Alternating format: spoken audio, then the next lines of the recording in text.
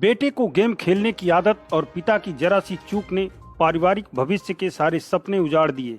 बेटा मोबाइल से गेम खेलता था और पिता को मालूम था कि वह ऑनलाइन एजुकेशन हासिल कर रहा है।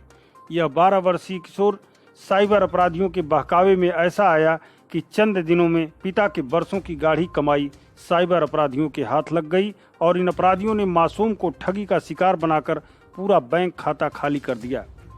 दरअसल यह मामला कहीं और का नहीं बल्कि उत्तर प्रदेश के आजमगढ़ जिले का है, जहां बिलरियागंज थाने की हेंगाईपुर गांव का यह है। यहां के निवासी हरबंस लाल श्रीवास्तव पेशे से अध्यापक हैं। हरबंस लाल अपनी कमाई के कुछ पैसों को बचाकर अपनी बेटी के हाथ पीले करने के लिए भारतीय स्टेट बैंक बिलरियागंज की शाखा में पैसा जमा करते थे। पिता की माने तो यह पैसा धीरे धीरे इकट्ठा होकर 8-9 लाख के आसपास हो गया। इसी बीच उनका बेटा उनकी मोबाइल लेकर गेम खेलने लगा और पिता को ऑनलाइन एजुकेशन की बात बताने लगा, और यही वो समय था जब उनका बेटा कपिल साइबर क्राइम को अंजाम देने वाले अपराधियों के बहकावे में फंस गया। और इन अपराधियों ने गेम के नाम पर कपिल को पहले विश्वास में लिया और फिर धीरे धीरे इन अपराधियों ने अपनी पहुंच पिता के एटीएम कार्ड तक बना ली। पहले चक्कर में पेटीएम के माध्यम से कुछ रुपए ट्रांसफर कर लिए, इसके बाद यूपीआईडी बनाया और मोबाइल नंबर भी चेंज कर धीरे धीरे अकाउंट से 8 लाख रुपए उड़ा दिए। इस बीच पिता को मोबाइल पर कोई मैसेज भी नहीं आया।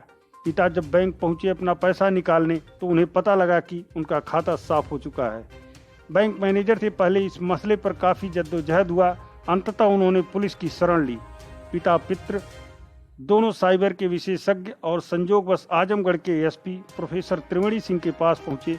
उन्होंने अपनी आप बीती सुनाई।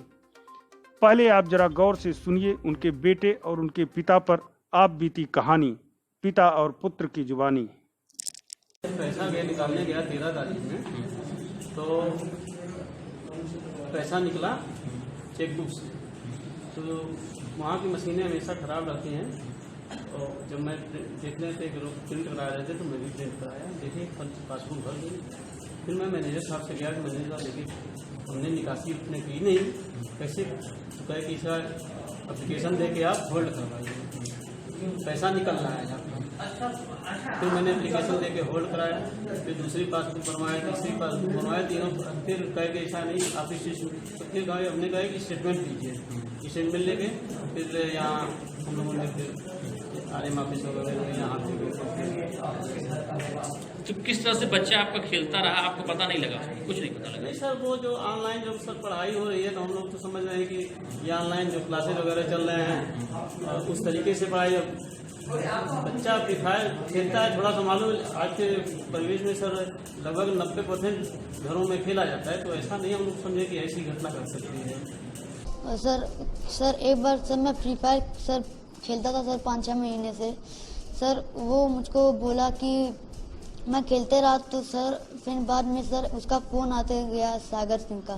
मुझसे बात करते रहा, तो सर मैंने उससे कहा कि कौन बोल रहा है, कहाँ से? सर फिर व्हाट्सएप पे उसने मुझको मैसेज बोला, ये सब पूछते गया। तो मैंने उससे गेम की आईडी भी मांग डाला। फिर उसने मुझसे पूछा कि तुमको हैक चाहिए, ये चाहिए। मैंने बोला कि मुझको ये सब में हैक नहीं चाहिए।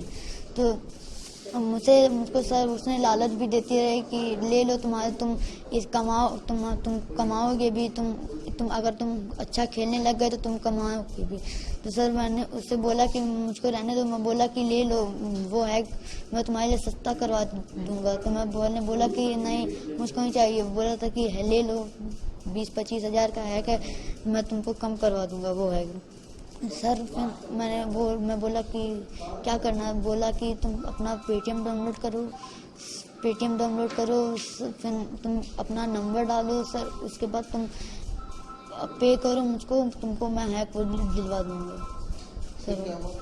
फिर उसने मुझको सर बाद में सर थोड़े दिन बाद उसका सर कॉल आया, बोला कि मैं तुमको अभी गेम के लिए मैं तुमको गेम डिलीट कर दो और मैसेज करो। तो सर मैंने उसको सर रिप्ले कुछ नहीं दिया, तो सर उसका आज फोन आना ही बंद हो।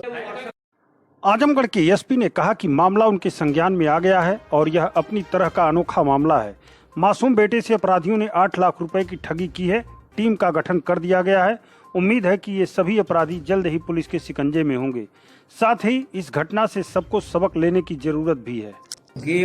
ऑनलाइन गेम खेलने का शौक है। जो एक फ्री फायर गेम है वो ये खेलता था। इसको इसके मोबाइल फ़ोन पे एक व्हाट्सएप आता है और व्हाट्सएप पे ये पूछता है कि बेटा आप ये गेम खेल रहे हो, और तो ये कहता है हाँ, दोस्ती हो जाती है। फिर इसके गेम की आईडी मांगता है इससे, इसके साथ गेम भी खेलता है। बाद में वो ये कहता है कि तुम क्या इसमें और एडवांस गेम खेलना चाहते हैं तो पेमेंट करना पड़ेगा, हैक लेना चाहते हो। तो इसने कहा नहीं, तो उन्होंने कहा कि नहीं, आप हैक ले लो, आप बहुत अच्छा गेम खेल लोगे, बहुत ही स्मार्ट हो, आप ज़्यादा अच्छा गेम खेलने लगोगे तो आप पैसा भी कमाने लगोगे, तो इसके लिए आपको गेम खरीदना पड़ेगा। फिर इसको एक डेबिट कार्ड का फोटो भेजता है, कहता है देखो ये तुम्हारे घर में होगा मम्मी पापा के पास। तो इस बच्चे को जानकारी रहती है, ये अपने पापा का डेबिट कार्ड का अकाउंट लेता है और अकाउंट उसके साथ शेयर कर देता है।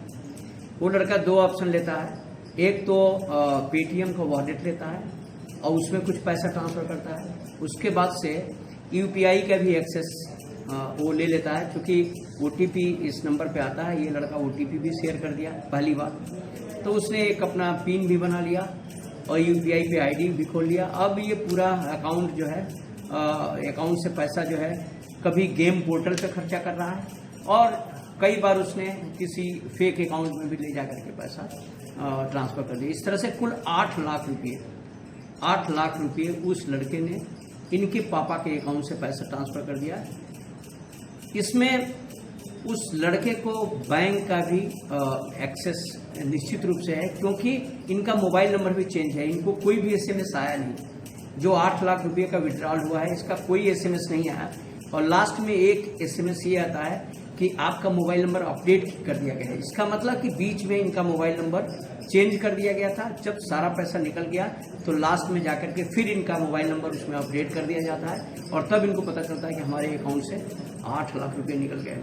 ये सभी जितने भी लोग हैं, मैं पब्लिक से ये अपील करना चाहता हूँ कि जो भी उनके बच्चे गेम खेल रहे हैं, आप सावधानी बरतें, क्योंकि बच्चे इनोसेंटली, उनको जानकारी भी नहीं है कि उनके साथ धोखा हो सकता है। वो पापा का डेबिट कार्ड या क्रेडिट कार्ड का डिटेल शेयर कर दे रहे हैं। पापा को भी कोई जानकारी नहीं, बच्चों को कोई मॉनिटर नहीं कर रहा, और इस तरह से 8 लाख रुपए इनके अकाउंट से निकल गए।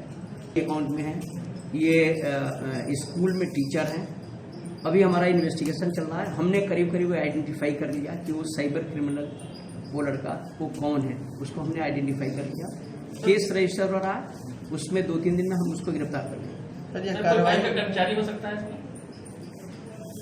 चूंकि बैंक में इनके मोबाइल नंबर चेंज किए गए हैं, तो निश्चित रूप से 90% संभावना यह है कि बैंक के एंड पे कोई न कोई है जो इनका नंबर चेंज किया गया। इस तरीके को मिसगाइड किया, उसको हम गिरफ्तार कर लेंगे फिर आपके सामने।